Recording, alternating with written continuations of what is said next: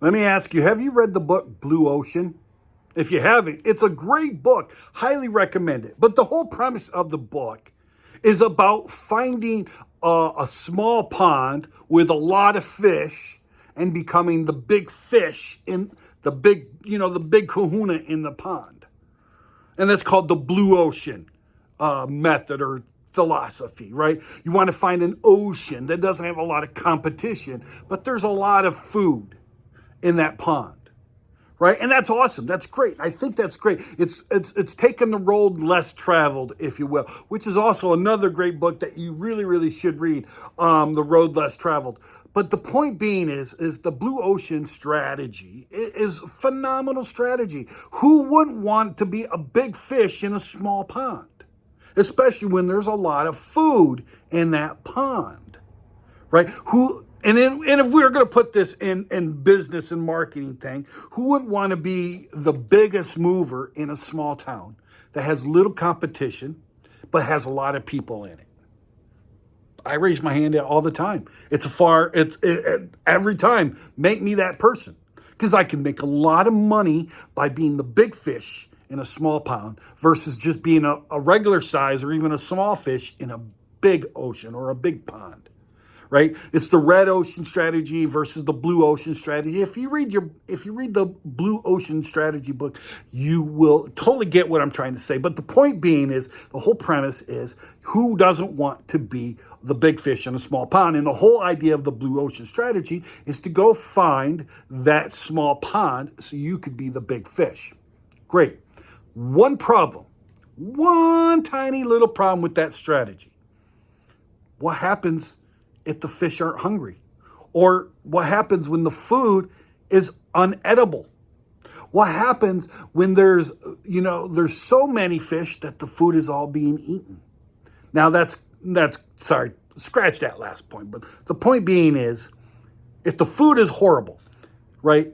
If it's toxic, if it's not sustainable for the fish, it doesn't matter how big of a fish you are in that pond. Right, so let's actually go and extrapolate this and make that into business terms. I'm a moving company. I go to a small city like the town I'm in Lansing, Michigan. Not a lot of moving companies in here, but we do got one huge fish in the city called Two Men in a Truck. Their national worldwide headquarters are in this town. I live in this town. I actually know John and Eric Solber, right? I met their mother, Mary Ellen. So I know the team. I know the Two Men in a Truck has sold it to a venture capitalist company, and it's being gutted left, right, and center, and just turned into a corporation that is soulless and thing. But the point being is, it's here in town. They're a huge fish in a very small pond. Now I'm another fish. Now I was able to do and actually feed very well and do very well in this tank, but I was never going to be able to have the same oomph, the same emphasis that Two Men in a Truck had in the town. Two Men in a Truck monopolizes the city when it comes to moving. Just does. It is Two Men in a Truck's town. Right? This is where Two Men in a Truck was created. This is where it was formulated, franchised, and has gone worldwide. There is name recognition throughout the thing. There's no one beating the name recognition of Two Men in a Truck if you're a moving company. Now, you can have good company. You can have a profitable company. That's fine. But they're a big fish in a small pond. Actually, they're a big fish in a large pond at this point, too. But you get the idea. Now, I could decide, you know what? Maybe I'm going to go find my own blue ocean. Find another small town that I could be a big deal in. Okay, that's a strategy. Or I could find a pocket in this pond that Two Men in a Truck isn't working on. And I'm going to talk to you about that story and how I did when I first started my moving company here in just a second. But let's talk about something else. So I decided I want to go out to another blue ocean where there isn't a lot of fish. There's not a lot of competition for the food. So I go out to another town. I don't know, we'll just call it some weird town. We'll call it Town X. I go to Town X. I put out my shingle. Become a businessman. I'm now a mover for Town X. Town X is a lot of food. It's a small pond, but it has a lot of food. But the food is unedible. I can't eat the food. The food is not sustaining me. So we'll talk about this in real life business structure and marketing structure. I go to the small town. I go to Town X. I create a moving business. But the town isn't rich enough for my services. Or people are just more inclined to go to something else or do it on their own. Do a self move or do yourself kind of moving or whatever it is.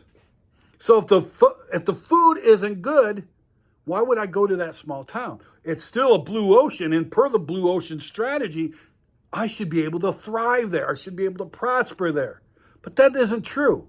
And that comes down to your marketing message and the people you're marketing to and where you're doing your marketing. Now, if you read any of Dan Kennedy's books, especially you read the Ultimate Marketing Plan, he's going to talk to you about how to actually get the marketing, the message, and the area that you go to all down. He's going to give you this little triangle, and he's going to go all through that, right? You got to get your message, you got to get your marketing, you got to get the method of the vehicle that you're going to do your marketing.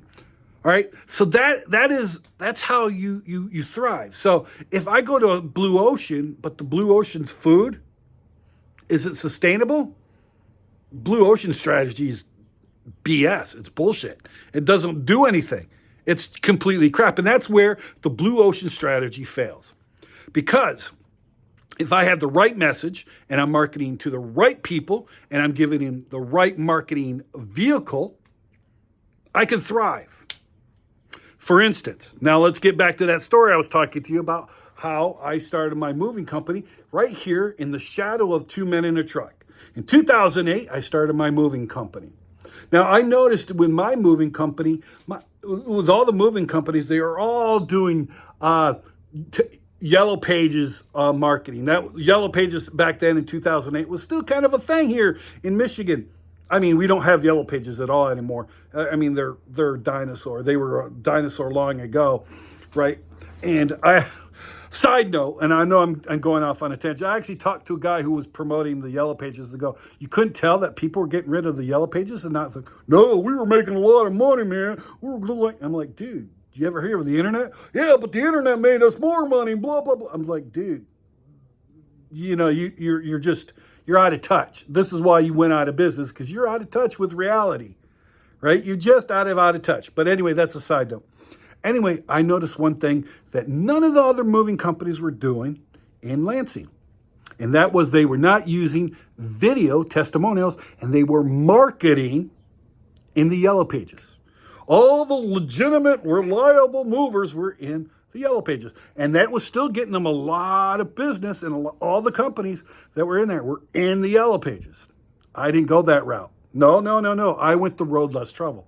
So what I started doing is I started getting a lot of testimonials on video. I got one of those things called a flip camera. They don't even make those flip cameras anymore, but it was really good. You had a camera, boom, you flipped out, had a USB, you plugged the USB into your computer, instant download to your computer, and instant upload to YouTube, and bada boom, my marketing was done. Also, that I noticed a lot of moving companies weren't marketing in Craigslist, and when they weren't doing it correctly, right? Some of my most popular and viewed videos on YouTube for my 7-Figure Moving Academy, and if you're not a member, please go to the link down in the description and become a member. It's only $49 a month. I ask you to do that. It's good. You're going to make a lot more money than $40 a month, $49 a month. Trust me on that. And if you don't, then you're a moron, and I don't want you in the group anyway. No, I love you guys. Don't get me wrong. I'm just fooling you. I'm just talking shit. But anyway, guys, I do seriously go to and join the membership. But the point being is on my YouTube channel, I had the most thing were Craigslist ads. How to do a Craigslist ad doing. I actually had people using the methods of my Craigslist ad in other genres, other type of business. I had one guy talk to me about how he was using what I was teaching him on Craigslist in New York. And then I went over there and I found out that he was being knocked off by every other business in this thing. He started doing it. He saw a huge increase of 60% or more clicks and sales and everything because of my ad, strictly because of my ad. And then he started getting knocked off. Everybody started seeing what he was doing that was successful, and boom, bada bing, bada boom, now they're doing it. Right? I'm the guy who started a lot of the stuff. You see a lot of the Craigslist ads, and it was probably my videos that did, because what I was doing was totally new and revolutionary. Basically, what I did is I created my own blue ocean for my marketing. It's had its own complete market. I had a huge pond, but I found a blue ocean in the marketing. I found where the people weren't going. I went the road less traveled, and I did something a little different. See, your marketing needs to do that too. You need to find out where the blue ocean is. And then you need to create a USP, a unique selling position or proposition or whatever you want to call it, a unique selling proposition. And you want to start marketing that proposition, but you got to market it to the right people. So if you start marketing to the wrong people, the fish aren't going to eat that food, right? They're not going to eat that food, right? For instance, if you're trying to sell carpet cleaning to the Skid Row, you're not going to make a heck of a lot of money. However, if you sell carpet cleaning to people that take pride in their house, have pride of ownership, have responsibility of ownership, you're more likely going to find a lot more success in your carpet cleaning business, right? If I'm a moving company, why would I market my moving company to the trailer park? Yes, I might get one or two people who are in the trailer park that are thing, but people live in the trailer park not because they're rich, and not because they have a lot of spare change. No, they live in the park. They live in the parking. They live in the trailer park because it's cheap to live there. Typically, maybe not so much these days because everything's getting expensive. But you get the idea. So I wouldn't necessarily market to them. I wouldn't necessarily not take their business if they called me. Absolutely. But I'm going to market to the people that have the money to spare. I'm going to go to the high middle income homes. I'm going to go to the executive homes. I'm going to go to luxury apartments. I'm going to go to people that have the money to put for storage units. If they can pay $200-300 a month for a storage unit, they could typically afford a moving company. So that's who I'm going to market to. Now, how do I market to them? Well, everybody sends postcards. They do PPC ads for Google and Facebook and blah, blah, blah. So I'm going to do something different. And I'm actually going to do a video on this thing, but I'm actually been testing out a marketing method about sending out a book. And I'm going to go over the statistics and the things. So I take a book, not this book, obviously, but a book like this, very small, very thin, only about 100 pages or so. And instead of a postcard, I send that to my ideal customers. Guess what? I just created a blue ocean strategy in a very big ocean that's going to make me a lot more money. So that's what you got to think. So a blue ocean strategy is great, but if you have a bunch of starving fish, it doesn't matter, right? So the blue ocean strategy is great, but if the fish are starving, why go in that blue ocean? I'd rather stay in the red ocean and find a pocket of blue. That's what I would rather do, because I can make far much more money. Not to say that you can't find a blue ocean and still make a lot of money, because you can. That's a good strategy. But sometimes you don't have to. Sometimes you could be in that big ocean and swim with the fishes and find an area where, no one's paying attention. Let me end you with this final story that kind of gives you an idea of what I'm talking about. In school, I was picked on quite a bit. I was bullied and picked on and beat up and stuff. But we'd go out in recess, and our teacher, Mr. Sutherland, I forget his name, David or Daniel or something like that. Mr. Sutherland was our teacher. And we'd go and play football. The boys would go out and play football. The girls would go and do whatever they were doing. But the boys would go play football. So in our class, we'd get we'd get two teams. We'd make them, five or six boys on each side. But because I was the kid that got bullied, I always loved playing sports. Because I was the kid that was bullied, no one really paid attention to me. So I was able to go off to the side, and nobody would guard me. Nobody. And guess what I do? I would sack the crap out of the quarterback because I was off to the side. No one was guarding me. So they'd leave me alone. Jay's not a very good guy. He doesn't know how to play sports. But here I was becoming the star player. Why? Because I found a hole. and I exploited that hole and became very good. So that's what you got to do. Okay, guys, just got to go find that place where you can exploit and you can create your own blue ocean strategy, even when you're swimming with the red ocean.